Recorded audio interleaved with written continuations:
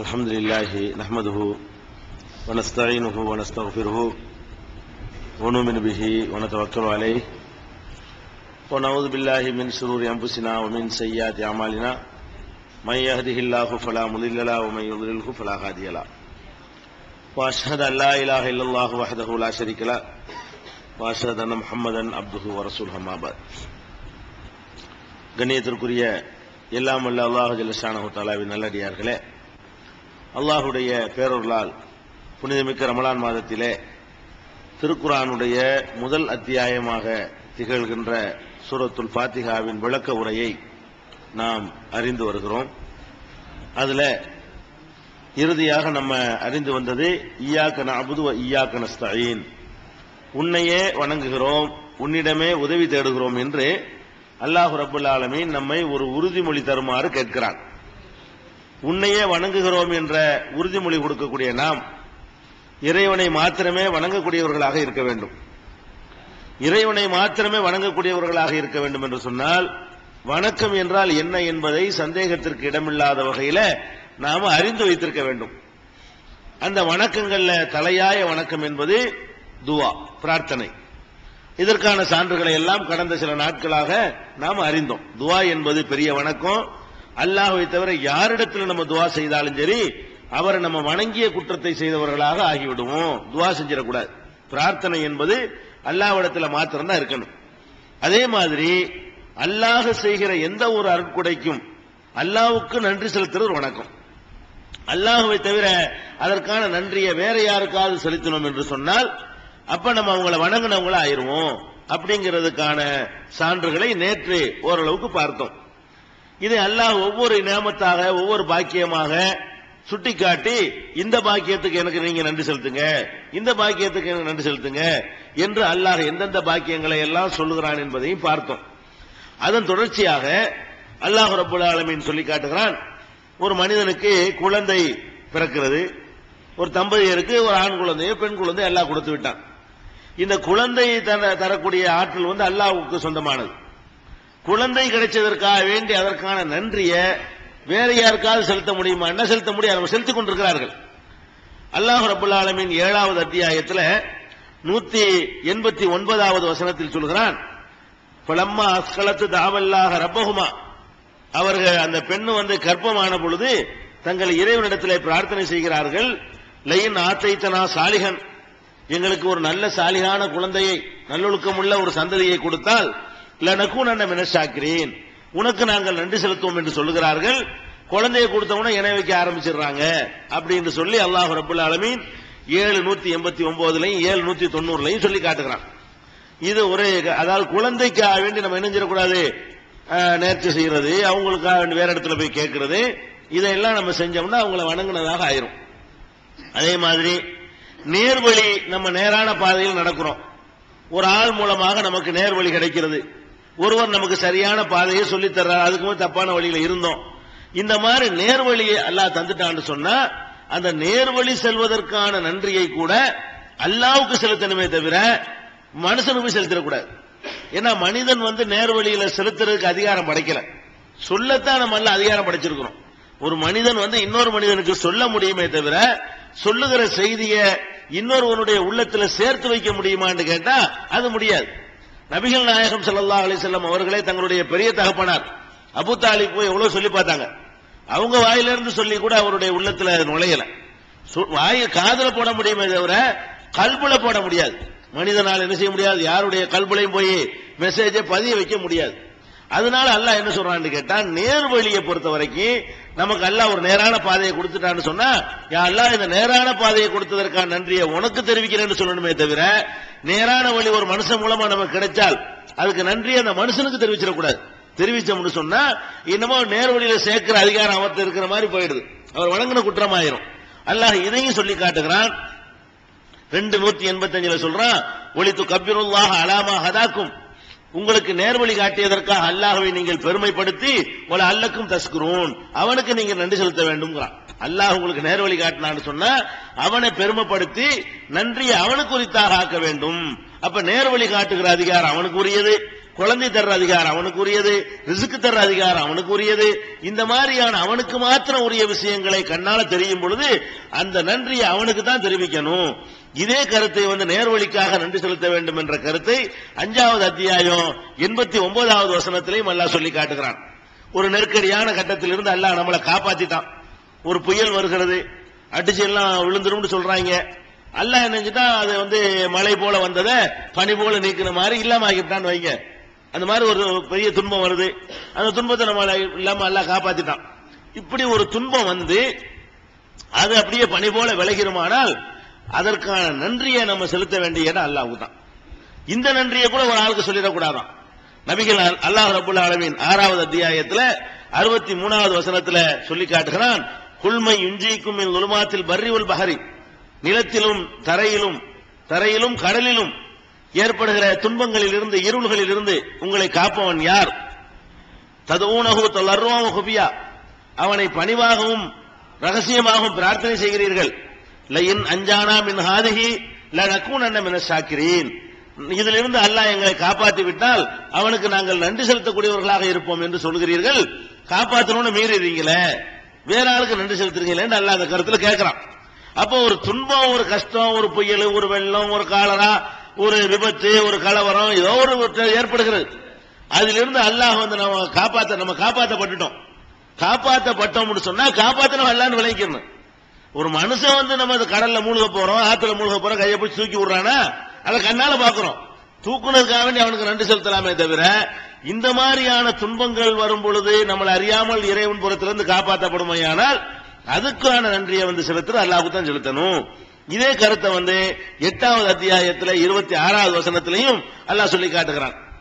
அதே மாதிரி இன்னைக்கு பாக்குறோம், நம்மளுடைய கண்கள், காதுகள், மூக்குகள், இன்ன பிற உறுப்புகள்லாம் இருக்கிறது. இந்த உறுப்புகளுக்காக வேண்டி நன்றி செலுத்துறது மனுஷனுக்கு செலுத்துற காட்சி நம்ம பாக்குறோம். என்ன பண்றோம்? காது சரியில்லையா, தங்கத்தினால காது செஞ்சு அந்த அவுளியாவுக்கு கொண்டு கொடுத்துடணுமா, இந்த காது சரியா போயிருமா, அப்படிலாம் செஞ்சுட்டு இருக்காங்க. மூக்கு சரியில்லையா, தங்கத்தினால மூக்கு கொண்டு செஞ்சு அங்க வச்சுட்டு வந்துடுறது. கை சரியில்லையா, தங்கத்தினால கை மாறி இவ்வளவு பெருசு சைஸ் எல்லாம் செய்ய மாட்டாங்க. தங்க வடிவத்தில், கை வடிவத்தில் இருக்க இவ்வளவுதான் இருக்கும். இவ்வளவு பெருசு செய்ய தன்னால உண்மை விளக்கியிருப்பாங்க. அப்ப தங்க மாதிரியான ஒரு கை மாதிரியான ஒரு வடிவத்தில் சின்ன செஞ்சு கொண்டு போய் என்ன செய்வாங்கன்னு கேட்டா, தர்காக்கள் அந்த மாதிரியான கோயில கொண்டு வச்சுட்டு இவர் தான் இந்த காதை குணமாக்குறாரு, இவர் தான் இந்த கையை குணமாக்குறாரு, காலை குணமாக்குறாரு என்று இந்த உறுப்புகள் எல்லாம் சீராக அமைவதற்கான நன்றியை மனுஷனுக்கு போய் செலுத்திக்கிட்டு இருக்கிறோம். அந்த நன்றியை செலுத்தினோட நீங்க அவங்களை கும்பிட்டீங்கன்னு அர்த்தமாயிரும், நீங்க அவங்கள வணங்கிட்டீங்கன்னு அர்த்தமாயிரும். உன்னையே வணங்குகிறோம் என்று சொன்ன உறுதிமொழியில பொய் சொல்லிட்டீங்கன்னு அர்த்தமாயிரும். ஏக்கு நான் சொல்றோம்ல, உன்னையே வணங்குகிறோம், அது பொய் என்பது நம்ம செயல் மூலமா காட்டிடுறோம். அல்லாஹ் என்ன சொல்லி காட்டுறான்னு கேட்டா, இதெல்லாம் எனக்கு சொந்தம்ங்கிறான். 16:78 சொல்லுகிறான், வல்லாஹு அக்ரஜக்கும் மின் புத்தூனி உம்மஹாத்திக்கும் லா தஅலமுன ஷையா, எதுவுமே அறியாதவர்களாக இருக்கிற நிலையில் தான் தாயார்களின் வயிறுகளில் இருந்து அல்லாஹ் உங்களை வெளியே கொண்டு வருகிறான். ஒண்ணும் தெரியாது பிறக்கும் பொழுது. வஜஅலலக்கும் ஸமா வல் அப்சார வல் அஃபீதா, உங்களுக்கு செவிப்புலனையும் பார்வைகளையும் சிந்தனைகளையும் அவன் தான் உங்களுக்கு ஏற்படுத்தி இருக்கிறான். நான் தான் தந்திருக்கிறேன். உனக்கு செவியை தந்தது நான் தான், பார்வையை தந்தது நான் தான், அவள் சிந்திக்கிற ஆற்றலை தந்தது நான் தான் தந்திருக்கிறேன். லஅல்லக்கும் தஷ்குரூன், இதற்காக எனக்கு நன்றி செலுத்த வேண்டும். காது, மூக்கு, இதுல என்ன பிரச்சனைகள் குணமானாலும் சரி, அந்த குணப்படுத்தினதெல்லாம் அல்லாஹ்வுடைய ஆற்றல்னால நடந்திருக்கே தவிர எந்த பெரியாரோ மகானோ அவுலியாவோ அந்த குணப்படுத்தல அப்படிங்கறத நம்ம கவனத்தில் வச்சுக்கணும்.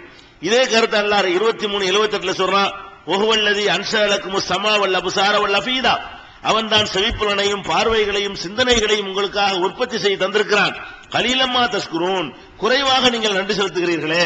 உங்களுக்கு காது மூக்கெல்லாம் நான் தந்திருக்கிறேன், ஏன்பா கம்மியா நன்றி செலுத்துறீங்கன்னு எல்லாம் 23:78 இதுக்கு நன்றி எனக்கு வேணும்ங்கிறான். இந்த காரியத்துக்கான நன்றி எனக்கு தான் வரணுமே தவிர வேற யாருக்கும் போயிடக்கூடாது அப்படிங்கிறான். அதே மாதிரி 32:9 அல்லாஹ் சொல்லி காட்டுகிறான், சும்ம சவ்வாஹு, பிறகு அந்த மனிதனை சீராக படைத்த ஆதம் அலைஹிஸ்ஸலாம் அவர்களை படைத்து, வ நஃபஹ ஃபீஹி மின் ரூஹிஹி, தன்னுடைய ரூஹை அவருக்கு அல்லாஹ் ஊதி, வஜஅலலக்கும் ஸமா வல் அப்சார வல் அஃபீதா, உங்களுக்கு செவியையும் பார்வைகளையும் சிந்திக்கிற திறனையும் நான் தந்திருக்கிறேன். கலீலம்மா தஷ்குரூன், குறைவாக நன்றி செலுத்துகிறீர்கள் என்று அதுலயும் சொல்றான் 32:9. இதே வாசகத்தை 67:23 எல்லாம் சொல்லி காட்டுறான். அப்ப இந்த மாதிரி பாக்கியங்கள்லாம் குழந்தை பிறக்குதா, அதற்கான நன்றி அல்லாஹ்வுக்கு தான்.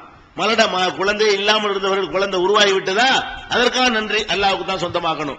உறுப்புகள்லாம் கோளாறு இல்லாம பிறக்குதா, அதற்கான நன்றி அல்லாஹ்வுக்கு தான். கோளாறான உறுப்பு சரியாகுதா, அதற்கான நன்றி அல்லாஹ்வுக்கு தான் செல்லணும். வேற யாருக்கா நன்றி செலுத்தணும்னு சொன்னா அவரை நம்ம வணங்கிட்டோங்கிற குற்றத்துல சேர்ந்து விடும்.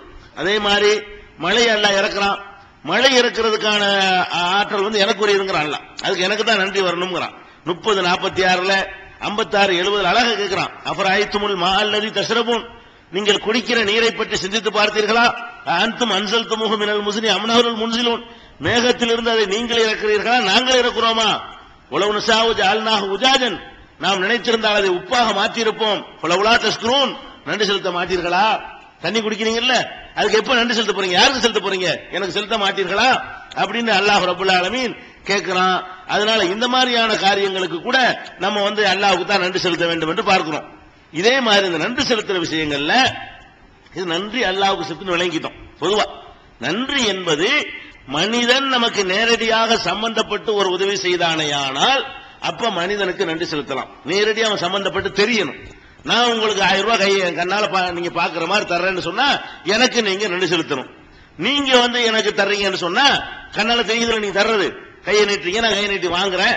அது மாதிரி உதவிகள் கிடைக்குமே. ஆனால் யார் மூலமா வருகிறதோ அவருக்கு நம்ம நன்றி செலுத்துறது குற்றம் இல்லைன்னு சொல்லிட்டோம். அதே நேரத்தில் யார் மூலமாக வராமல் நம்ம அறியாப்புறத்தில் நமக்கு சேரக்கூடிய உதவிகள் எதுவா இருந்தாலும் அது அல்லாஹ் செய்யறான்னு வழங்கிக்கணும். இப்படி கையை நீட்டிட்டு யாரும் தராம நம்ம அரியாபுரத்திலிருந்து நமக்கு வசதிகள் வருகிறது, அரியாபுரத்திலிருந்து செல்வாக்கு வருகிறது, அரியாபுரத்திலிருந்து பதவிகள் தேடி வருகிறது, அரியாபுரத்திலிருந்து உதவிகள் வருகிறது, அரியாபுரத்திலிருந்து சந்ததிகள் வருகிறது. இப்படி அரியாபுரத்திலிருந்து ஏதாவது நமக்கு பாக்கியங்கள் கிடைக்குமையானால் அரியாபுரத்தில் செய்யக்கூடியவன் அல்லாஹ் ரப்பல் ஆலமீன் மட்டும்தான். வேற எவன் செஞ்சாலும் அறிகிற மாதிரி தான் செய்ய முடியும். நான் உங்களுக்கு உதவி செய்யறதா இருந்தாலும் என்ன செய்யணும்? எனக்கு உங்களுக்கு தெரிகிற மாதிரி உதவி செய்ய முடியுமே தவிர உங்களுக்கு அறியாத விதத்துல நீங்க 10,000 ரூபாய் கேட்கறீங்க, நீ வீட்டுல போய் பாரு பாக்கெட்ல இருக்கும் நான் சொல்ல முடியாது. நானா எடுத்து 10,000 ரூபாய் தரணும், அப்படிதான் செய்ய முடியுமே தவிர அறியாத விதத்தில் உதவி செய்தல் என்பது அவனுக்கு மாத்திரம் சொந்தமான சிவத். அதனால நமக்கு அறியாப்புறத்தில் என்ன உதவி கிடைத்தாலும் அதுக்கெல்லாம் ஒரே முடிவு எடுத்துக்கொள்ள வேண்டும், இது அல்லாஹ் தந்தான். நமக்கு தெரியாது யார் தந்தான் தெரியல, வந்துருச்சு. அப்ப இவன் தரல அவன் தரல அவன் தரலன்னு விளங்குது. அப்ப இந்த மாதிரியான நன்றிகள் நம்ம என்ன செய்யறோம்னு கேட்டா இந்த மாதிரி விஷயங்களை அறிகிற விதமாக வந்தால் சம்பந்தப்பட்டவனுக்கு நன்றி செலுத்திடுறோம். அறியாப்புறமாக வறுமையானால் இறந்து போன ஆட்களுக்கும் உசுரோடு இருக்கிற ஆட்களுக்கும் நன்றி செலுத்திக் கொண்டிருக்கிறோம். தர்காக்களுக்கும் ஷேகுமார்களுக்கும் இந்த மாதிரி சிலைகளுக்கும் சூரிய சந்திரன்களுக்கும் சக்திகளுக்கும் இதுக்கெல்லாம் நம்ம நன்றி செலுத்திட்டு இருக்கிறோம். பாருங்களேன், ஒரு நல்ல செழிப்பா விளைஞ்சிருச்சு, விளைஞ்சவன அதுக்கான நன்றி யாருக்கு செலுத்துறாங்க? சூரியனுக்கு செலுத்துறாங்க. சூரியனுக்கு வழிபாடு நடத்துறாங்க. நல்லா ஒரு பயிர் விளைஞ்சி அதிகமான உற்பத்தி ஆச்சுன்னு வைங்கள, அந்த உற்பத்தி ஆனதற்கான நன்றி யாருக்கு செலுத்துறாங்க? நீங்க உலகத்துல நீங்க பாருங்க, சூரியனுக்கு நாங்க நன்றி செலுத்துறோம்னு சொல்லி பொங்கல் வச்சு கும்பிடுவாங்க. அது சூரியனுக்கு போய் சேர்த்துறாங்க அந்த நன்றியை. அட சூரியனை எவன் படைச்சான அவனுக்கு அது சேரணும்.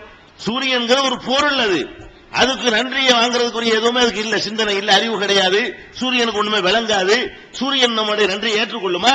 அப்ப சூரியனுக்கு நன்றி செலுத்துற நம்ம காட்சியை பார்க்கிறோம், சந்திரனுக்கு நன்றி செலுத்துற காட்சியை பார்க்கிறோம். மேகத்திலிருந்து மழை பெய்ஞ்சா மேகத்துக்கு நன்றி செலுத்த முடியாது. மேகத்திலிருந்து மழை பொழிச்சுன்னு சொன்னா மேகத்தை படைச்ச அல்லாஹ்வுக்கு தான் செய்யணும், நன்றி செலுத்தணும். அப்ப இந்த மாதிரி விஷயங்கள்ல அல்லாஹ்வை வணங்குறது நம்ம உண்மையாளர்களாக இருந்தால் அந்த நன்றியை அல்லாஹ்வுக்கு மாத்திரம் செய்ய வேண்டும். இதுல கவனமா இருக்கணும். இந்த நன்றி செலுத்துற விஷயங்கள் பல விதங்களில் இருக்கிறது, அதுதான் வழங்கணும். இது சுக்ருங்கிறது ஒரு இபாதத்து. இந்த சுக்ருங்கிற நன்றி செலுத்தல் என்ற இபாதத்துல நிறைய வெரைட்டிஸ் இருக்கிறது. அதை கொஞ்சம் விரிவாகவும் நம்ம அறிந்து வைத்துக் கொள்ள வேண்டும். முதலாவது விஷயம் என்னன்னு கேட்டா நேர்ச்சை செய்தல். இந்த நேர்ச்சை செய்தல் கண்டிப்பா நன்றிக்கு தான் செய்யலாம். நீங்க பாத்தீங்கன்னு சொன்னா கடுமையான வயிற்று வலியா இருக்கும், டாக்டர் எல்லாம் போய் பார்ப்பான், குணமாகாது. ஒரு வாரம் பார்ப்பான், 2 வாரம் பார்ப்பான், எந்த எவன்டையும் குணமாகலையா, டக்குன்னு அவனுக்கு என்ன சிந்தனை வரும்? அவளியாவே இந்த வயிற்று வலி எனக்கு போய்விடுமையானால் உங்க இடத்துல நான் ஒரு ஆட்டை அறுத்து உங்களுக்காக நான் தர்றேன் அப்படின்னு சொல்லுவான். அல்லது உங்க தர்காவில் நான் காணிக்கை அவ்வளவு ரூபா நான் போடுறேன் அப்படின்னு சொல்றான். அதே மாதிரி இவனுக்கு ஏதோ அது ஆயிடுச்சுன்னு வைங்களேன், இவன் ஏதோ ஒரு நோய் இருக்குது, அது நீங்கினால் அதை செய்வேன்னு சொல்றான், நீங்கிடுச்சு. அல்ல குழந்தை இல்லாம இருக்கிறான், குழந்தை இல்லாம இருக்கும்போது நேர்ச்சை பண்ணிக்குவான். குழந்தை வந்துருச்சுன்னு சொன்னா நான் அங்க கொண்டாந்து பிள்ளை கொண்டாந்து முட்டை போடுறேன், இதெல்லாம் நேர்ச்சை உங்களுக்கு. இந்த மாதிரி அந்த நேர்ச்சைகளை செய்யறான். இந்த நேர்ச்சை என்ற நேர்ச்சை என்னன்னு கேட்டா சில காரியங்கள் நிறைவேறியதற்காக அந்த சில நிபந்தனைகளை விதித்துக் கொள்வது. இப்படி செஞ்சா நான் இப்படி செய்வேன், 10 நோன்பு வைக்குவேன், 10,000 ரூபாய் 10,000 ரூபாய் செலவு பண்ணுவேன் அப்படின்னு சொல்லி ஏதாவது ஒரு காரியம் நிறைவேறுவதற்காக சில காரியங்களை நம் மீது விதியாக்கி கொள்வது. இப்படி விதியாக்கி கொண்டு அந்த காரியம் நிறைவேறின பிறகு அங்க கொண்டே நம்ம திருப்பி அந்த கடனை செலுத்துறது. இதுக்கு பேர் தான் நேர்ச்சை என்பது. இந்த நேர்ச்சைகளை நாம யாருக்கு சொந்தமாக்கணும்னு கேட்டா அல்லாஹ்வுக்கு தான் சொந்தமாக்கணும். ஏன்னா நேர்ச்சைங்கிறது நன்றியுடைய ஒரு வகை. உங்களுக்கு வயிற்று வலியை குணமாக்குறது டாக்டர்கிட்ட போய் குணமானால் மருத்துவத்தில் அல்ல அந்த சக்தியை வச்சிருக்கலாம், அதுல குணமா இருக்குன்னு விளைக்கலாம். அப்படி இல்லாம நீங்க ஒரு நியத்து பண்ணதுனால குணமாச்சுன்னு வைங்க, கண்டிப்பா எந்த மகான் அதை குணமாக்கல, அல்லாஹ் குணமாக்கி இருக்கான். இப்படின்னு விளங்கி அந்த நன்றி அல்லாஹ்வுக்கு செலுத்தணும். நபிகள் நாயகம் அல்லாஹ் ரப்பல் ஆலமீன் சொல்லி காட்டுறான். 2வது அத்தியாயம் 270வது வசனத்துல, பக்ராவுல 270வது வசனத்தில் சொல்கிறான், ஒமா அன்ஃபக்தும் மின் நஃபகத்தின், நீங்கள் செய்கிற எந்த செலவீனமானாலும், அவ் நதர்த்தும் மின் நதரின், எந்த ஒரு நேர்ச்சையை நீங்கள் செய்தாலும், இன்னல்லாஹ யஅலமுஹு, நான் அதை அறிந்து வைத்துக் கொண்டிருக்கிறேன். நீங்கள் நேர்ச்சி செய்தீர்களே ஆனால் அதை நான் அறிந்து வைத்திருக்கிறேன், ஒழுங்கா நிறைவேற்றிருங்க அப்படின்னு சொல்லி இந்த நேர்ச்சை என்பதை நான் கவனிச்சு அதை அறிஞ்சு வச்சிருக்கிறேன் அல்லாஹ் உரிமை கொண்டாடுறான் 2:270. அதே மாதிரி 22வது அத்தியாயம் 29வது வசனத்தில் சொல்கிறான், சும்மல் யகுலு தஃபதஹும் வல் யூஃபு நுதுரஹும், அவர்கள் தங்களுடைய நேர்ச்சையை நிறைவேற்றட்டும், அவர்கள் தங்களுடைய நேர்ச்சையை நிறைவேற்றட்டும் என்று அல்லாஹ் இந்த வசனத்தில் கட்டளை எடுக்கிறான். அதே மாதிரி நல்லடியார்களுடைய பண்புகளை சொல்லி வரும்பொழுது 76வது அத்தியாயத்தில் 7வது வசனத்தில் அல்லாஹ் சொல்கிறான், யூஃபூன பின் நத்ரி, அந்த நல்லடியார்கள் நேர்ச்சையை நிறைவேற்றுவார்கள், வயகாஃபூன யௌமன் கான ஷர்ருஹு முஸ்ததீரா, கடுமையான தீங்கு அளிக்கக்கூடிய ஒரு நாளை பற்றி அவர்கள் பயப்படுவார்கள், பயந்து அந்த நாளுக்கு பயந்து நேர்ச்சை நிறைவேற்றுவார்கள். ஒரு நாள் இருக்கிறது, அந்த நாளுக்கு பயந்து நேர்ச்சை நிறைவேற்றணும். யாருக்கு நிறைவேற்றினப்ப? அல்லாஹ்வுக்கு. அந்த நாளுக்கு பயப்படுறதுன்னா அந்த நாள்ல அவன் மட்டும் தான் மாளிகையா இருக்க போறான், அந்த நாள்ல மாட்டிக்கிற கூடாது என்று பயந்து நேர்ச்சியை நிறைவேற்றுவார்கள் என்று அல்லாஹ் 76வது அத்தியாயம் 7வது வசனத்தில் அல்லாஹ் சொல்லி காட்டுகிறான். அதனால இந்த நேர்ச்சை என்பது அல்லாஹ்வுக்கு மாத்திரம் செய்ய வேண்டிய ஒரு இபாதத் என்பதை நம்ம என்ன செய்யணும், வழங்கிக் கொள்ளணும்.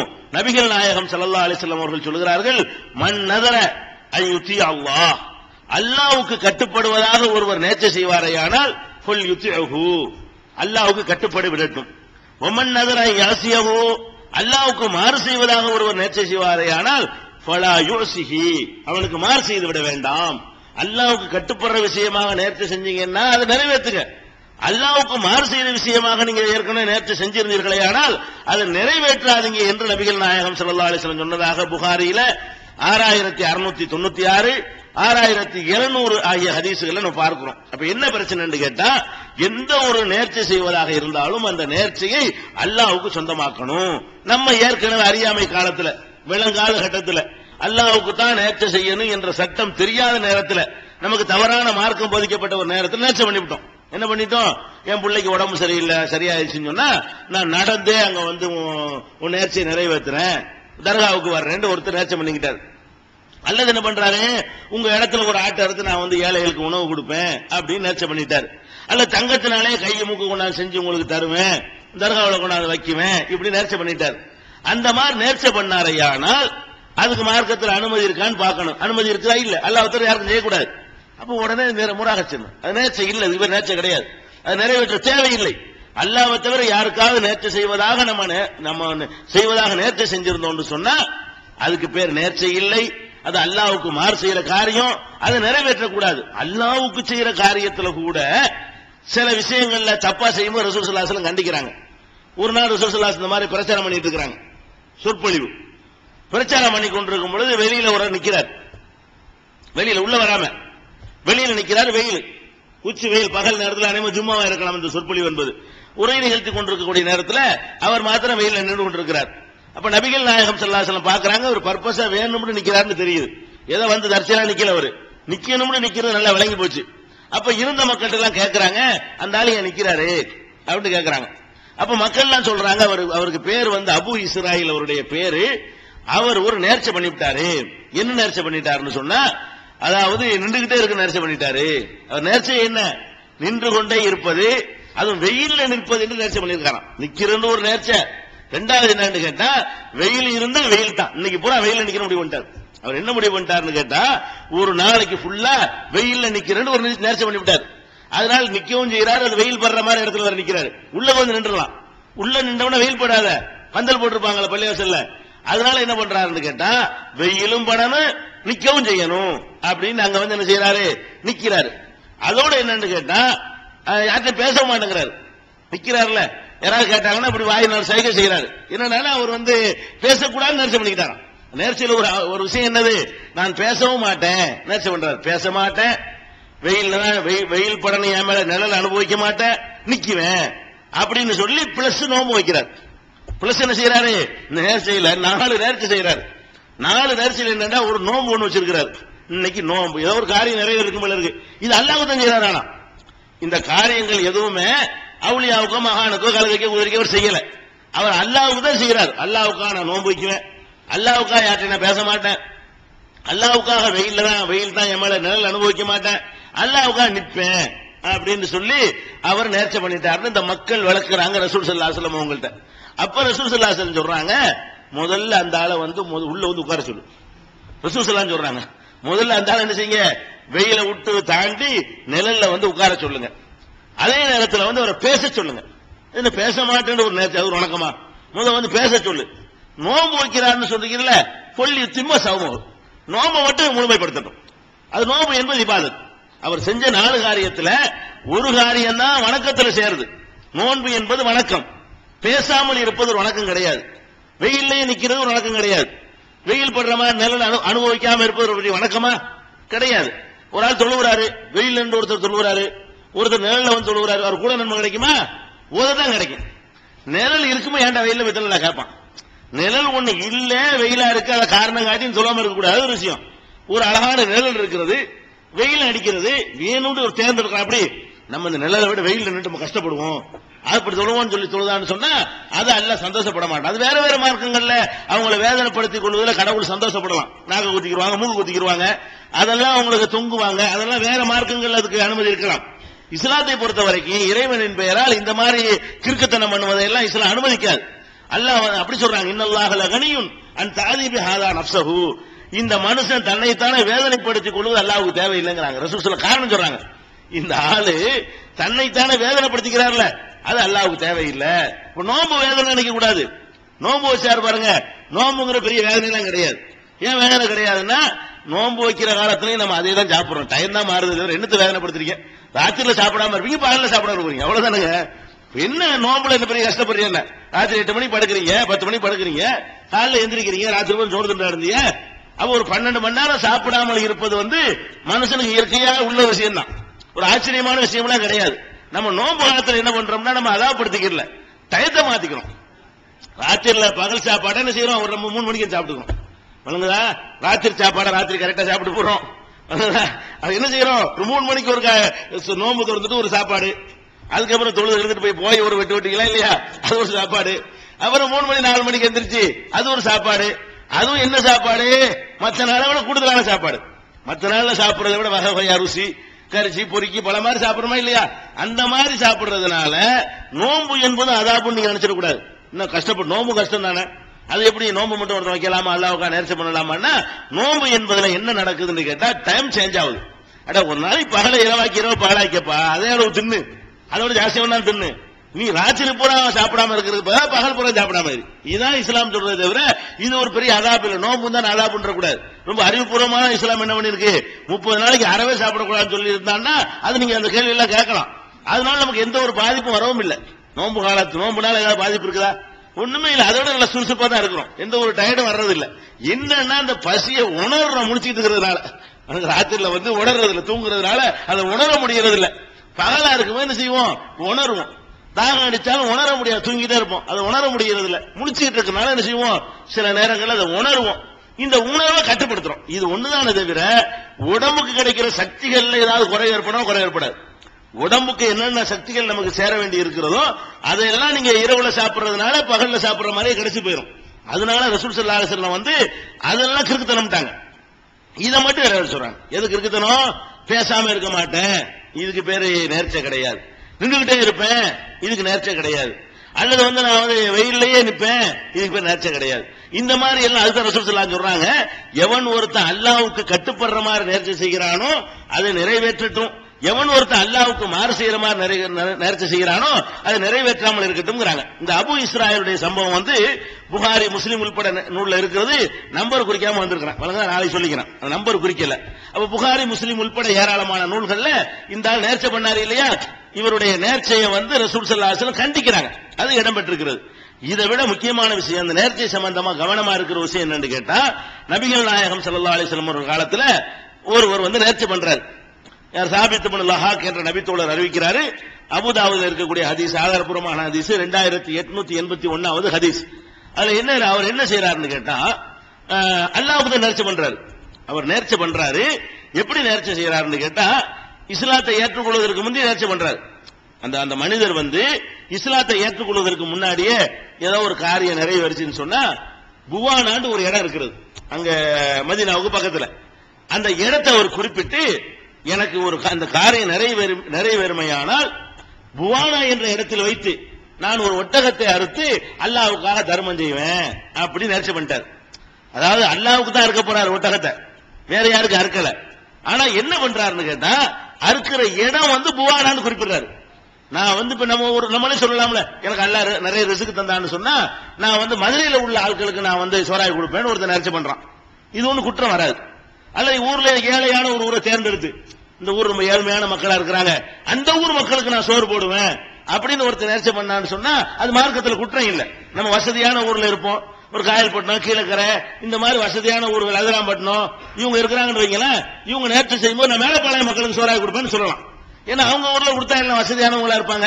அது ஒருவேளை சோறே பெரிய அதிசயமா அந்த மாதிரி ஊர்கள் இருக்குது. அப்படி செஞ்சால் மார்க்கத்தில் குற்றம் இல்லை.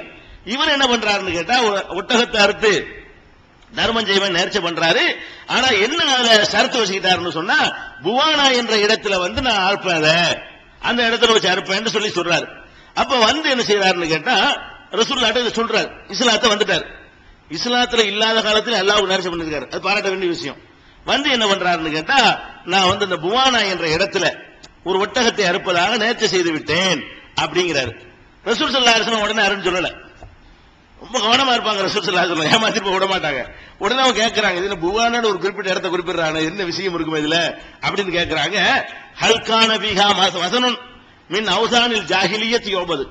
நீ சொல்ற அந்த இடத்துல வந்து அறியாமை காலத்தவர்கள் வழிபடக்கூடிய, பூஜிக்கக்கூடிய, மதிக்கக்கூடிய ஏதாவது சின்னங்கள், சிலைகள், சிற்பங்கள் ஏதாவது இருக்குதா கேட்கறாங்க. அந்த இடத்துல நீ பர்பஸ் அந்த இடத்தை தேர்ந்தெடுத்துக்கிற புவானாங்கிற இடம், அந்த புவானாங்கிற இடத்துல ஏதாவது மற்றவங்க வழிபடக்கூடிய விஷயம் ஏதாவது இருக்குதா அப்படின்னு கேட்கறாங்க.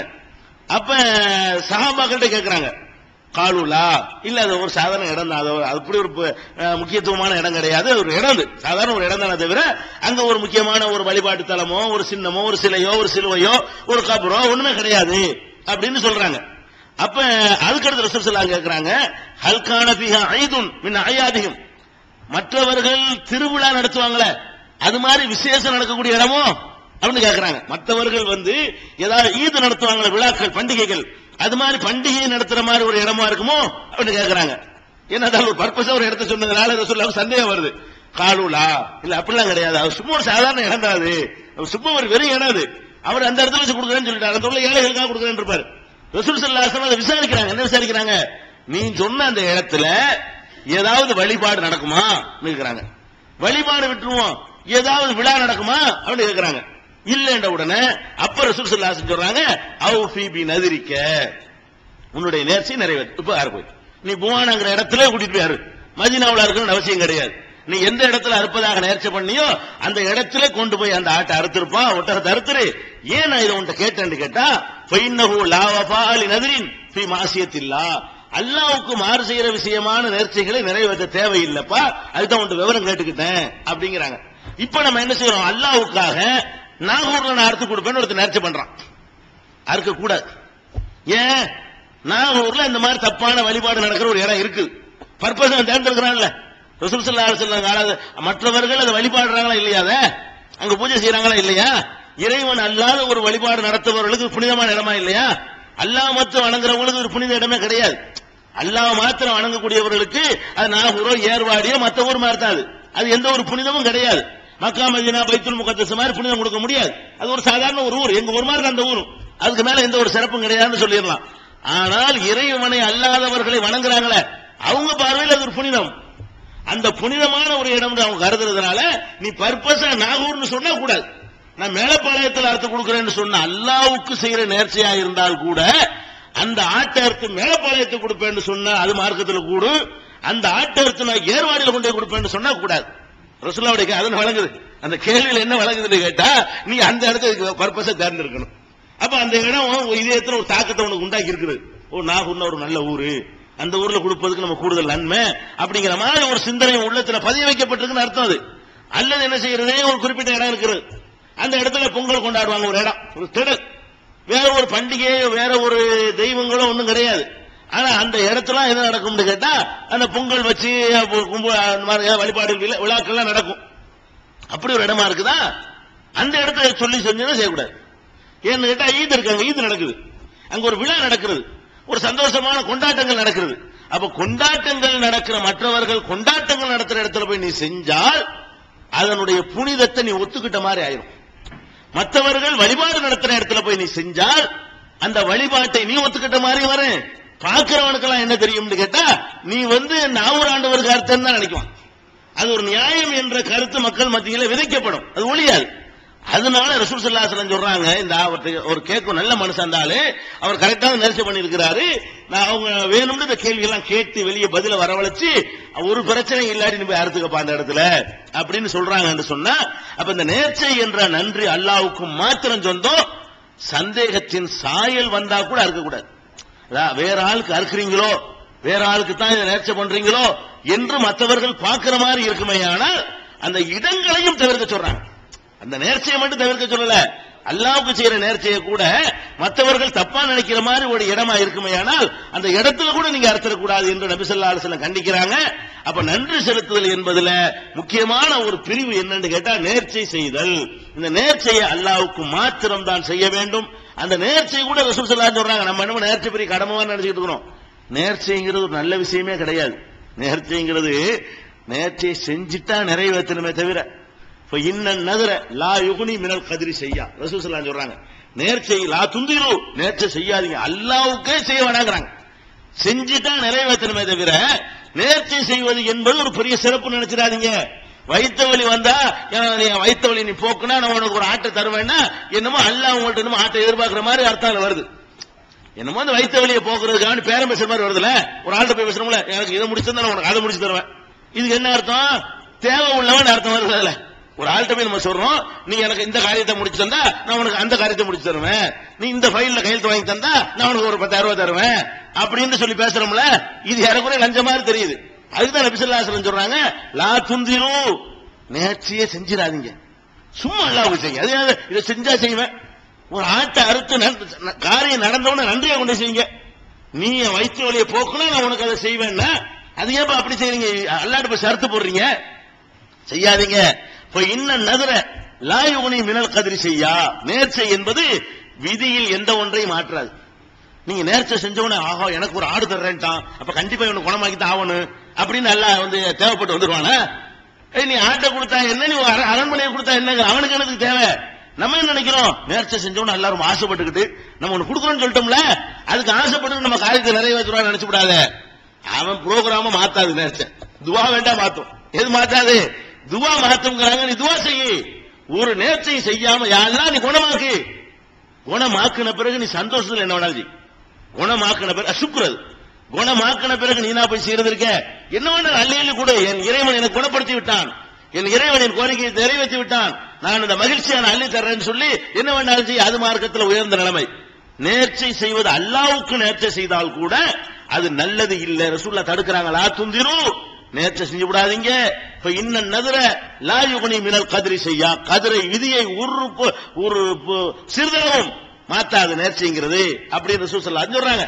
இன்னும் சொல்றாங்க, இன்னமா யுஸ்தஹ்ரஜு பிஹி மினல் பகீல் செய்யும், இந்த கஞ்ச நூல் தேர்ந்து பொருள்களை வெளியே கொண்டு வர்றதுக்கு உதவும். அது நேர்ச்சைங்கிறது எதுக்கு உதவும்னு கேட்டா கொடுக்கவே மாட்டான், அந்த வைத்த வழியில சொல்லிவிடுவான். யாருக்கும் அல்லாஹ்வுக்கு கூட கொடுத்து பழவாதவன் அவன் புள்ள வைத்த வழியில துடிக்கிறத பார்த்துட்டு அல்லாஹ் அந்த வைத்த வழியை போக்கினால் நான் 1,00,000 ரூபாய் தர்மம் செய்யறேன்றான். இப்ப செஞ்சிட்டதுக்காக கொடுப்பான். நேற்று பின்ன கொடுக்காத கஞ்சப்பையிலா இருந்தா கூட அவன்கிட்ட இருந்து வெளியே கொண்டு வர்றதுக்கு தான் இது உதவுமே தவிர அதுதான் உதவும். நேர்ச்சன்னு செஞ்சுட்டோம்ல, அதுக்கு வந்து கொடுக்க மாட்டான். நேர்ச்சேன்னு பண்ணிட்ட காரணத்தினால அவன் என்ன செய்வான்னு கேட்டா அதுக்காக வேண்டி அவன் அதை நிறைய வச்சிருவான். கஞ்சனுவல்கிட்ட வெளியே கொண்டு வர்றதுக்கு தான் நேர்ச்சையை தவிர நல்லவங்களுக்கு கொடுத்து கொடுத்து பழகுனவங்களுக்கு உயர் தரத்தில் இருக்கக்கூடிய நினைக்கிறவங்களுக்கு நேர்ச்சை நீங்க செய்யாதீங்க. என்ன கஷ்டம் வந்தாலும் சரி, நீ இதை செஞ்சா நான் நோன்பு வைப்பேன், அதை செஞ்சா நான் தர்மம் செய்வேன், நீ இதை செஞ்சு இருந்தா நான் அதை செஞ்சு தருவேன் சொல்லி அல்லாஹ் வந்து ஒரு மனுஷன் மாதிரி பேரம் பேசுறாத ஆக்கிறாதீங்க. அது உயர்ந்த நிலை இல்ல. செஞ்சா நிறைவேற்றுங்க. இவ்வளவு ஒரு விஷயத்தை நம்ம என்ன செய்யறோம், நிறைய மிஸ்டேக் பண்றோம். அல்லாஹ்வை விட்டுட்டு மற்றவங்களுக்கு போய் நேர்ச்சி, அல்லாஹ்வுக்கு செய்யறது வேணாம்னு சொல்லக்கூடிய ஒரு மார்க்கத்துல அல்லாஹ்வை விட்டு அடுத்த ஆளுக்கு போய் செய்யறோம்.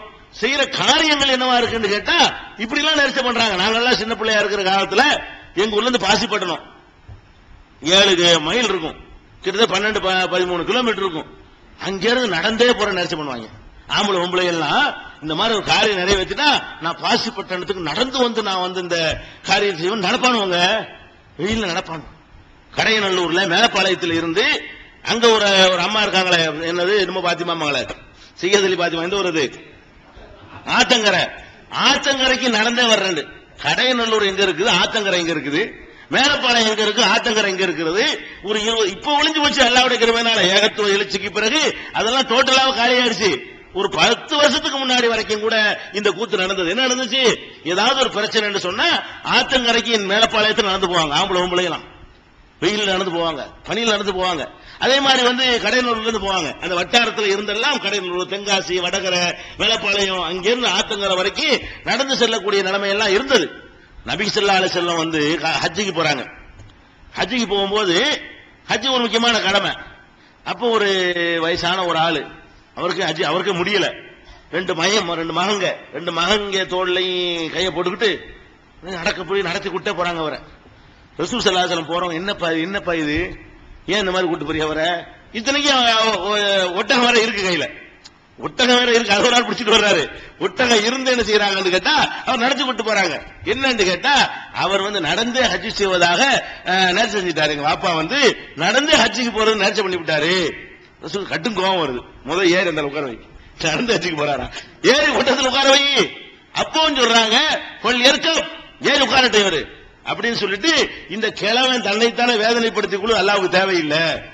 இந்த கிழவனுக்கு எந்த வேலை, நடந்து வர்றேன்னு அது ஒரு இபாதத்தா? ஹஜ்ஜி தான் இபாதத்தை தவிர வசதி இல்லையா, காசு இல்லையா, உடல்ல திரகாத்தனம் இருக்குதா, நடந்து போ. அது ஒரு 100 கிலோமீட்டர்ல இருக்கலாம், ஹஜ்ஜிக்கு போற அளவுக்கு காசு பணம் இல்ல, நடந்துனா போய் சேர்ந்துருவான். உடம்புல தாக்கத்து இருக்குது, சக்தி இருக்குது, போ, அது ஒரு விஷயம். இந்த ஆள் என்ன பண்றாருன்னு கேட்டா வசதி இருந்தும், ஒட்டகம் இருக்குது ஏறி போறதுக்கு, இவருக்கு உடல் முடியாம இருந்தும், ஒட்டகம் போறதுக்கு வாகனமும் இருக்கிறது, இந்த ஆளுக்கு உடம்புல இந்த ஆக்கத்தை இல்ல, இவர் நடந்து ஹஜ் செய்ய போற நேர்ச்சை பண்ணத ரசூல் ஸல்லல்லாஹு என்ன பண்றாங்க, நடந்துங்கிறத மைனஸ் பண்ணி விட்டுறாங்க. ஹஜ்ஜிக்கு போறீங்க அது ஓகே, அதுக்கு போ, நீ ஹஜ்ஜிக்கு போறது ஓகேப்பா, நான் நடந்து போறேன்னு சொல்ற பாரு அது சரியில்லை. இப்படி பல சந்தர்ப்பங்களை ரசூல் ஸல்லல்லாஹு அலைஹி வஸல்லம் அவர்கள் அல்லாஹ்வுடைய கடமையை ஹஜ்ஜி கடமையை நிறைவேற்றிருக்க இவ்வளவு கண்டிஷன் போடுறாங்கன்னு சொன்னா நம்ம என்ன பண்றோம், ஹராமுக்கு நடந்து போறோம். மார்க்கம் தடுத்திருக்கிற தர்காக்களுக்கு நடந்து போற கூத்துக்களை எல்லாம் பார்க்கிறோம். இதெல்லாம் கூடாத விஷயம். இதை வந்து கவனத்தில் வச்சுக்கணும். அதுக்கு அடுத்தது நன்றிகள் செய்வதில் இன்னொரு நன்றி என்னன்னு கேட்டா தான தர்மங்கள் செய்வது. நன்றி செய்யறது இருக்குல்ல, இப்ப நிறைய பணம் இருக்குது, அதுக்கு நன்றி நம்ம எப்படி செலுத்துறோம், தான தர்மங்கள் வழியாக செலுத்துகிறோம். அடுத்து ஏழைகளுக்கு கொடுக்கிறது, இந்த மாதிரி காரியங்கள் மூலமா செய்யறோம். இந்த தானங்களையும் தர்மங்களையும் அல்லாஹ் பேர்ல மட்டும்தான் செய்யணும். ஏன்னா தான தர்மங்கள் செய்வதும் ஒரு வணக்கம் என்று அல்லாஹ் சொல்லி காட்டுறான். சுக்ருடைய ஒரு வகை, நன்றியுடைய ஒரு வகை, அதுவே ஒரு வணக்கம் என்று அல்லாஹ் சொல்லி காட்டுறான். தான தர்மம் செய்யறோமா அதை கண்டிப்பா அல்லாஹ்வுடைய திருப்தியை நாடித்தான் செய்யணுமே தவிர வேற எந்த ஒரு நோக்கத்திற்காக வேண்டி நீங்க செய்தாலும் சரி அது நீங்க இறைவனை வணங்கல, அவங்கள வணங்குறீங்க அப்படின்னு ஆயிரும். அதுக்கு அல்லாஹ் உதாரணம் சொல்லி காட்டுறான். 92வது அத்தியாயம் 17, 18, 19, 20, 21 அதுல சொல்லி காட்டுகிறான். ஒசை ஜன்னபுகள் அத்தகா அல்லது யூத்தி மாலகு எத்தசக்கா ஒமாலி அஹதின் இந்தஹு மின் நிஅமத்தின் துஜ்ஸா இல்லவுத்திகா வஜ்ஹ ரப்பிஹில் அலா வல சௌஃப யர்லா சபிஹ் இஸ்ம ரப்பிக்கல் அலான்னு வருது இல்லையா, அந்த சூறாவில் அல்லாஹ் சொல்லி காட்டுகிறான். ஒசை ஜன்னபுகள் அத்தகா, இறை அச்சம் உடையவன் அந்த நரகிலிருந்து காக்கப்படுவான். யாருக்கு இறைவனை பற்றி அச்சம் இருக்கிறதோ அவன் நரகத்திலிருந்து காத்துக் கொள்ளப்படுவான். அவன் யார் தெரியுமா, இறையச்சம் உள்ளவன் யார் தெரியுமா, அல்லது யூத்தி மாலகு எத்தசக்கா, பரிசுத்தப்படுத்துவதற்காகவே பணத்தை பிறருக்கு கொடுக்கிறான். தன்னை பரிசுத்தப்படுத்திக் கொள்வதற்காகவே பணத்தை என்ன செய்யறான், அத மக்களுக்கு செலவழிக்கிறான். ஒமாலி அகதின் ஐந்தகு மின்னேமத்தின் துஜிசா, அவ்வாறு கொடுக்கிற காரணத்தினால் எவனும் இவனுக்கு நன்றி கடன் செலுத்த வேண்டும் என்று அவன் எதிர்பார்ப்பதில்லை. நம்ம கொடுத்துட்டோம்ல, அவன் நம்மளை கண்ணோட எந்திரிக்கணும், நம்ம கொடுத்துட்டோம்ல நம்மளை கண்ணோட சிரிக்கணும், நம்ம கொடுத்துட்டோம்ல நம்ம சொல்ற வேலையை அவன் பார்க்கணும். அதுக்கு பேர் கூலி, அதுக்கு பேர் தர்மம் இல்லை. நீ கொடுத்ததுக்காக வேண்டிய ஒரு வேலை எதிர்பார்த்தேன்னு சொன்னா அதுக்கு பேர் என்னது, கூலி. நம்மளே இருக்கிறோம், நேற்று வரைக்கும் சும்மா வந்திருப்போம், இன்னைக்கு ஒரு சட்டை நான் எடுத்து கொடுத்துருப்பேன். சட்டை எடுத்து கொடுத்ததுக்காக என்ன செய்ய, நாளைக்கு வரும்போது டீ வாங்கிட்டு வா அப்படி நேற்று வரைக்கும் சொல்லியிருக்க மாட்டோம், நேற்று அது மாதிரி சொல்லியிருக்க மாட்டோம், முந்தின நாள் சொல்லியிருக்க மாட்டோம். இன்னைக்கு இவருக்கு நான் சட்டை எடுத்து கொடுத்ததுக்காக வேண்டி அன்னைக்கே மனசுல பதிய வச்சுக்கிறது, இவனுக்கு சட்டை கொடுத்தாச்சு, நாளைக்கு நம்ம என்ன வேணாலும் வேலை வாங்கிக்கலாம் அப்படின்னு மனசுல தீர்மானத்தை பண்ணிக்கிறது. நாளைக்கு பார்க்கும்போது தம்பி ஒரு தீவனம் வாங்கிட்டு வா, நாலு பேர் பார்த்துட்டு இருக்கும்போது நீங்க மறக்க மாட்டீங்கன்னு தெரியுமில்ல, ஏன் மறக்க மாட்டீங்க, சட்டை வாங்கிருக்கீங்கல்ல. அரபில் ஒரு பழமொழி சொல்லுவாங்க, அல்ல இன்சான் அப்துல் இஹ்சான், மனுஷன் உதவிக்கு அடிமை. மனுஷனை வீழ்த்துவதா இருந்தா அவன் அமுக்குறான், திட்டி திட்டி பேசிட்டு இருக்கிறான், 1000 ரூபாய் கொடுத்துருவா, திட்ட மாட்டான். அதுக்கு அடிமை மனுஷன் என்ன இருக்கு, அவனுக்கு நடவடிக்கை எடுக்க தேவையில்லை, அவனுக்கு ஏதாவது 500 ரூபாய் கொடுப்பாப்போம், நாளைக்கு திட்டானு பார்ப்போம். இஹ்சானுக்கு மனுஷன் அடிமை, உதவிகள் பெற்று விட்டானே, ஆனால் பெற்ற இடத்துல என்ன ஆயிடுவான், அப்படி அடிமையாகி போயிடுவான், அப்ப எல்லாம் காட்டதான் செய்வான். அப்ப நம்ம என்ன செய்யறதுன்னு கேட்டா, நேத்து நான் உங்கள்கிட்ட சொல்லுவோம் யோசிப்பேன், எதுக்கு யோசிக்கிறேன், என்னோட திருப்பி கேட்டுருவீங்களா, டீ வாங்க நான் தானே கடை சேர்ந்துருவீங்க. அதனால நேற்று வரைக்கும் நான் உங்கள்ட்ட சொல்ல மாட்டேன். என்னைக்கு உங்களுக்கு சட்டையோ கையிலையோ எனக்கு 500 ரூபாய் கொடுத்துட்டேன்னு சொன்னா அடுத்த நாள் சொல்ல ஆரம்பிச்சிருவேன். அப்ப என்ன நினைப்பு, கொடுத்துட்டோம்ல மீற மாட்டான்ல, 10,000 பேருக்கு மத்தியில் வச்சு கூட சொல்லலாம், போய் வாங்கிட்டு வராங்கன்னா அவன் வாங்கிட்டு தான் வருவான். அப்ப இப்படி எதிர்பார்த்து செய்றீங்கல்ல, நீங்க அல்லாஹ் வணங்கல, நீங்க அவன் வணங்குறீங்க. அதான் சொல்லி காட்டுறான், ஒமாலி அஹதின் இந்தஹு மின்னேமத்தின் துஜிசா, மனிதர்களை யாரிடமும் இவனுக்கு திருப்பி செலுத்தப்பட வேண்டிய நன்றி கடன் கிடையாது. கொடுப்பான், அதோட முடிவு வச்சு கொடுப்பான். கொடுத்த பிறகு நீ யாரும் நான் யாரதான், நேற்று வரைக்கும் நான் எப்படி நடக்கிறேனோ அப்படித்தான் கொடுத்த பிறகு நடக்கணும். கொடுத்ததுக்காக வேண்டி எனத்தையாவது கூடுதலா எதிர்பார்த்தோம், ஒரு சிரிப்பை கூட எதிர்பார்க்க கூடாது. ஒரு ஆளுக்கு நம்ம எதாவது கொடுத்துட்டோம்னு சொன்னா அதுக்கான ஒரு சிரிப்பை எதிர்பார்த்தீங்கன்னு வைங்க, நீங்க அல்லாஹ்வுக்காக கொடுக்கல, இபாதத் செய்யல, இய்யாக நஅபுது போய் சொல்றீங்க. இந்த செலவழித்தல் என்ற இந்த வணக்கத்துல, தர்மம் செய்தல் என்ற இந்த வணக்கத்தை நீங்கள் வேற நோக்கத்துக்கு யூஸ் பண்ணிட்டீங்க. அது இறைவனை இய்யாக நஅபுதுக்கு மாற்றம் செஞ்சீங்கன்னு அர்த்தம். எந்த அளவுக்கு இருக்கணுமா, இல்லப்திகா வஜ்ஹி ரப்பில் ஆலா, மிக உயர்ந்தவனாகிய ரப்புடைய திருப்தியை தவிர, அந்த திருப்தியை நாடுவதை தவிர வேறு எந்த நன்றி கடனும் எவரிடத்திலும் அவருக்கு இருக்காது.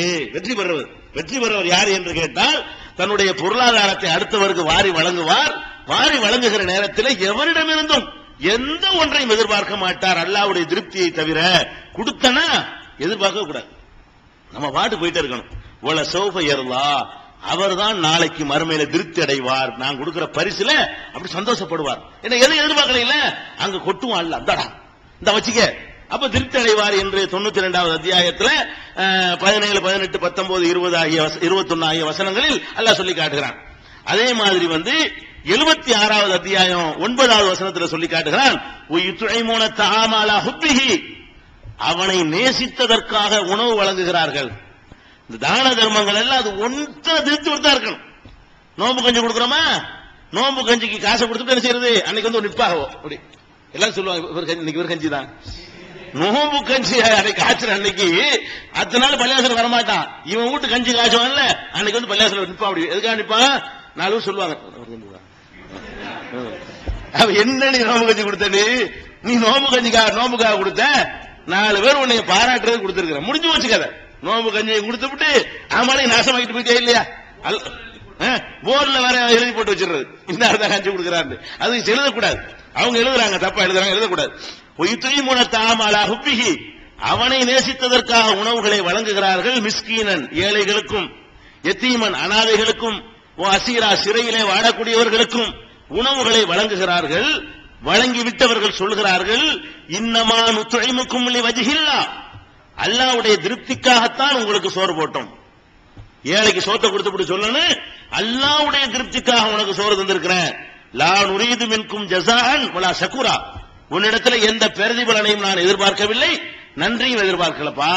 உனக்கு நான் சோறு தந்தது அல்லாஹ் என்னை திருப்தி அடைவான், வேற எதுவும் எனக்கு கிடையாது என்று சொல்வார்களே, அப்படின்னு சொல்லி நல்லடியார்களுடைய பண்புகளை அல்லாஹ் பாராட்டும் பொழுது 76வது அத்தியாயத்துல 8-9வது வசனத்துல அல்லாஹ் சொல்லி காட்டுகிறான். அப்ப இந்த தான தர்மங்கள் செய்யக்கூடிய நேரத்துல இந்த எண்ணங்கள் நமக்கு தெளிவா இருக்கணும். அதே மாதிரி அல்லாஹ் சொல்லி காட்டுகிறான், மஸலுல்லதீன யுன்ஃபிகூன 2:265 மஸலுல்லதீன யுன்ஃபிகூன அம்வாலஹும், யார் தங்களுடைய பொருளாதாரத்தை செலவிடுகிறார்களோ இப்திகா மர்லாத்தில்லாஹ், அல்லாஹ்வுடைய திருப்தியை தேடுவதற்காக.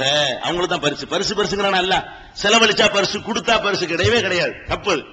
கொடுத்தால் பரிசு நிச்சயமா கிடைக்காது. தர்மம் செய்தால் நிச்சயமா மறுமையில பரிசு கிடைக்காது. அல்லாஹ்வுக்காக தர்மம் செய்தா கிடைக்கும். தர்மம் செய்யறதுக்காக வேண்டி அல்லாஹ் தர மாட்டான். அது செய்வது எதுக்காக இருக்குன்னு அல்லாஹ் தருவான், நம்பி செய்யணும். அல்லாஹ் சொல்லிக்காரன், அல்லாஹ்வுடைய திருப்தியை நாடி யார் செலவழிக்கிறார்களோ தஸ்பீத்தம் மின் அன்ஃபுஸிஹிம், தங்களுடைய உள்ளங்களை உறுதிப்படுத்திக் கொள்வதற்காக யார் செலவழிக்கிறார்களோ கமஸலி ஜன்னத்தின் பிரபுவத்தின், மேடான பகுதிகளில் இருக்கிற ஒரு தோட்டத்தை போல, அசாபஹா வாபிலுன், அதுல மழை பட்ட உடனே ஆத்தத்து உக்கலஹா ஃபைனி, அது 2 மடங்கு தானியத்தை என்ன செய்கிறது. உங்க ஊட்டியில, கொடைக்கானல்ல, குன்னூர்ல உற்பத்தி ஆகிற அளவு கீழே உற்பத்தி ஆகாது. மேடான பகுதிகளில் வந்து என்ன செய்யும், உங்களுக்கு நல்ல உற்பத்தி ஆகும், குளுமை இருக்கிற காரணத்தினால. அது மாதிரி நிறைய தருகிறது. இப்ப இல்லம் யுசுபுஹா வாபிலுன், பெரிய மழை இல்லாட்டா கூட பொத்தல்லுன், தூறல் போதும், அதுல உற்பத்தி ஆயிரும். கீழே உள்ளதுக்கும் நிறைய தண்ணி வேணும். குளிர்ச்சியான பிரதேசங்களா இருக்குமே ஆனால், மேட்டு பாங்கான பிரதேசமா இருக்குமே ஆனால், அதுல சின்ன தூறல் போதும், அதுல விளைஞ்சிரும். இதெல்லாம் இந்த மாதிரி நன்மை பெறக்கூடியவர்கள் யாருன்னு கேட்டா அல்லாஹ்வுடைய திருப்தியை நாடி செலவழிக்கிறவங்க தான். அல்லாஹ்வுடைய திருப்தியை நாடி பெரிய மழை அளவுக்கு கொட்டு, அதுக்கு நன்மை கிடைக்கும். தூறல் அளவுக்கு தொழி, உனக்கு சக்தி இல்லைன்னா தூறல் அளவுக்கு இருந்தா அள்ளி கொட்டுறதுங்கிறது பெரிய மழை. நிறைய லட்சமா கொடுத்தா அதுக்கு பேர் மழை. 50 காசு 1 ரூபா தான் எனக்கு கொடுக்க சக்தி இருக்குதா, அதை கொடுத்தா அதுக்கு பேர் தூறல். நீ தூறலையே போடு, அதுவும் முளைக்க செய்யும். நீ பெரிய மலையை கொட்டு, அதுவும் முளைக்க செய்யும். எப்ப முளைக்க செய்யும் கேட்டா இப்திகா மர்லாத்தில்லாஹ், அல்லாஹ்வுடைய திருப்தியை நாடியதாக இருக்க வேண்டும் என்று அல்லாஹ் ரப்பல் ஆலமீன் 2:265 சொல்லி காட்டுகிறான். 2:272 சொல்லி காட்டுகிறான். வமா துன்ஃபிகூ மின் கைரின், நீங்கள் நல்ல விஷயங்களை, நல்லதை எது செலவழித்தாலும் சரி, கெட்டது செலவழிக்க கூடாது. ஹராமானதை சாராயம் ஒரு ஆள் கொடுக்க கூடாது. நல்லதை நீங்கள் செலவழிப்பீர்களே ஆனால் ஃபோலி அம்புசிக்கும், அது உங்களுக்கு தான். இதை விளங்கிட்டா நம்ம நன்றி கடன் எதிர்பார்க்க மாட்டோம். நன்றி கடன் எதிர்பார்க்கிற காரணம் என்னன்னு கேட்டா, கொடுத்தா ஏதோ அவனுக்கு நினைக்கிறீங்க, கொடுத்தா எனக்கு நினைக்கணும். இதை கொடுக்குறேன், அங்க வாங்க போறேன், இங்க கொடுத்துட்டு வாங்கிடுறோம்லங்க. இப்ப பேங்க்ல கொண்டே பணத்தை போடுறீங்க, பணத்தை போடும்போது அவனுக்கு உதவி செய்ய நினைச்சா போடுறீங்க. இங்க கொடுக்குறோம், ஏடிஎம்ல போட்டு மதுரையில் எடுத்துக்கிறோம்ல, அதுதானே கொடுக்குறீங்க. அப்ப நீங்க நன்றி எதிர்பார்க்க மாட்டீங்க. இங்க கொண்டே பேங்க்ல கொண்டே போடுறீங்க, ஏடிஎம் கார்டை வச்சு டெல்லியில போய் எடுத்துக்கிறீங்க. அப்ப டெல்லியில நீ எடுக்கிறதா நீங்க கொண்டே போட்டுவிட்டு அவன்கிட்ட நன்றி கடன் எதிர்பார்க்கலாமா?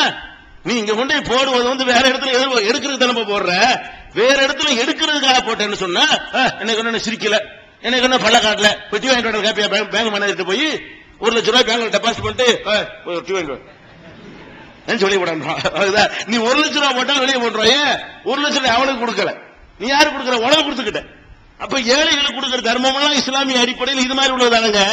இவன் கொடுத்துற வேண்டிய நாங்க அசல் படிக்கிற வேண்டியது. அப்ப நம்ம என்ன நஷ்டப்படுறோம் இதுல? ஒமாத்து கத்திமும் அல்லாஹ் சொல்லி காட்டுறாங்க, எதை துன்ஃபிகூ மின் கைரின், நீங்கள் எதை செலவழிச்சாலும் ஃபோலி அன்ஃபுஸிக்கும், அது உங்களுக்கு தான் வந்து சேரப்போகிறது. ஒமா துன்ஃபிகூன இல்ல இப்திகா வஜ்ஹில்லாஹ், அல்லாஹ்வின் திருப்தியை தவிர வேறு எதையும் நாடி நீங்கள் செலவழிக்க கூடாது. ஷர்த்தாதான். ஒமா துன்ஃபிகூ மின் கைரின், எந்த ஒரு நல்லதை நீங்கள் செலவிட்டாலும் யுவஃபா இலைக்கும், உங்களுக்கு திருப்பி தரப்படும்.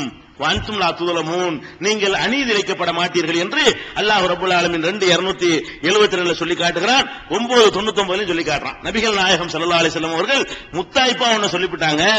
மனுஷன் இந்த பொருளாதாரத்தெல்லாம் காணும் பொழுது, வீடு வாச சொத்து சுகம் நிறைய காசு வரும் பொழுது மாலி மாலி என்கிறான். என் காசு, என் வீடு, என் பங்களா, என் காரு, என் சொத்து, என் பணம், என் தோட்டம், என் துறவுன்னு சொல்லும்ல, என்னுடையது என்னுடையது என்கிறான். மனிதன் ரசூலுல்லாஹ் கேட்கிறாங்க, மனிதனே எதுடா உன்னுடையது, எது உன்னுடையது? நீ எதை திண்டு முடித்தாய் அது உன்னுடையது. உன்னுடையது எது? நம்ம எதை சாப்பிட்டு முடிச்சிட்டோமோ அது நம்ம உடம்புல சேர்ந்துருச்சு. நம்ம சாப்பிட்டு முடிச்சோம் இல்லையா, அது உன்னை சேர்ந்தது. எதை உடுத்தி கிழித்து விட்டாயோ அது உன்னுடையது. வச்சுட்டு போனா உன்னுடைய நாளைக்கு ஒருத்தருக்கு சேர்ந்துடும். எதை உடுத்தி அனுபவிச்சு கிழிச்சு போட்டியோ அந்த பயனை அடைஞ்சிட்ட, உன்னுடையது. எதை பிறருக்கு கொடுத்து மகிழ்ந்தாயோ அது உன்னுடையது. 3 தான் உன்னுடையது. உன்னுடையது உன்னுடையதுங்கிறப்ப எது உன்னுடையது? நீ திண்டு முடிச்சிட்டீங்கன்னா உன்னுடைய உடம்புல ஒட்டிருச்சு. நீ கிழிச்சு முடிச்சிட்டியா, அணிஞ்சு பழசா போச்சா, இது எவ்வளவுக்கு முடியுமோ அவ்வளவுக்கு போட்டாச்சு, இனிமே சரிப்பட்டு வராது, தூக்கி போட்டியா, இதை நீ அனுபவிச்சுட்ட, உனக்கு உரியது. மீதி எல்லாம் என்ன? நீ மண்டையப்பட்ட எவனை எடுத்துட்டு போறான். இது எப்படி உன்னுடையதாகும்? அடுத்த ஆள் கொடுத்தியா அது உன்னுடையது. ஏன் அங்க போய் வாங்க போறோம்? அடுத்த ஆள்கிட்ட கொடுக்கறதுக்கு பாருங்க, அது என்னது? அங்க போய் வாங்குறதுனால உன்னுடைய இருக்கிறாங்க. இதை விளங்கி நம்ம என்ன செய்யணும்? தான தர்மங்கள் என்பதும் சுக்குருடைய ஒரு வகை. அந்த தான தர்மங்களை நாம் செய்வதாக இருந்தால் அல்லாஹ்வுக்காக மாத்திரம் செய்யணும். இதை விளங்கிக்கணும். இந்த நன்றியுடைய இன்னும் ஏராளமான வகைகள் இருக்கிறது. அதையும் இபாதத் என்று விளங்கி நம்ம நடந்தோமையானால் உன்னையே வணங்குகிறோம், உன்னிடமே உதவி தோடுகிறோம் என்பதில் நம்ம மீறாம இருப்போம். சில ஹதீஸ்களுக்கு உங்களுக்கு நம்பர் சொல்லவில்லைக்காக முடிக்கிறீங்க, நாளைக்கு சொல்லப்படும். சில அவசரத்தில் எடுக்க மாட்டேன். சரி சகோதரர்களே, ஒரு சகோதரர் இங்க இஸ்லாம் தியேட்டருக்காக வந்திருக்காரு. அதுக்கப்புறம் கலையலாம். வாங்க வாங்க வாங்க முடியும். உட்காருங்க உட்காருங்க உட்காருங்க. இஸ்லாத்தை படிச்சிருக்கீங்களா? புக்கெல்லாம் படிக்கல.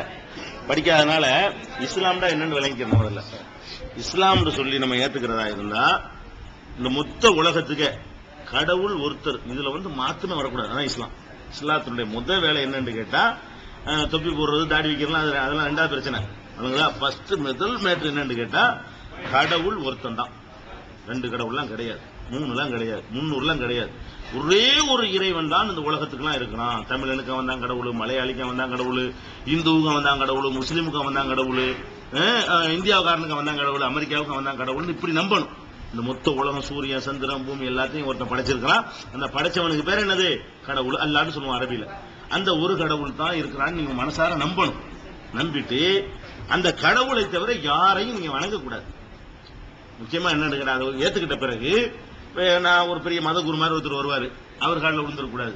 தாய் தகப்பனை வணங்கிடக்கூடாது, பெற்றோரை வணங்கக்கூடாது, தலைவர்களை வணங்கக்கூடாது. தலைவர் காலில் விழுகுறாங்கல்ல, சாமியார் காலில் விழுகுறாங்க, கருணாநிதி காலில், ஜெயலலிதா காலில் போய் விழுகுறாங்க. நீங்க அவங்கள கடவுளாக்கிட்டீங்கன்னு அர்த்தம். அவங்களுக்கு அந்த மரியாதை வணக்க வழிபாடுகளை யாருக்கு செய்யணும்? இறைவனுக்கு மட்டும். எந்த கட்டத்திலையும் தாய்க்கு செய்யக்கூடாதுன்னு இஸ்லாம் தடுக்கிறது. எந்த மத குரு மௌலான பெரிய சாமியார் முஸ்லீம்ல சில பேர் இருப்பாங்க, வருவாங்க, பெரிய தலைப்பா கிளப்பா கட்டணும், வாங்க காலில் விழுந்துடக்கூடாது, வணங்கக்கூடாது. சரியா? இதுல உறுதியா இருக்கணும். அடுத்து என்னன்னு கேட்டா, இறைவனை பற்றி கொஞ்சம் சரியான ஒரு விளக்கங்களை வழங்கிக்கிறோம். ஃபர்ஸ்ட் என்னன்னு கேட்டா, நம்மள மாதிரி இல்ல இறைவன். என்ன நம்மள மாதிரி இல்ல? நமக்கு பசிக்கும், உங்களுக்கு பசிக்கும், இறைவனுக்கு பசிக்கும்.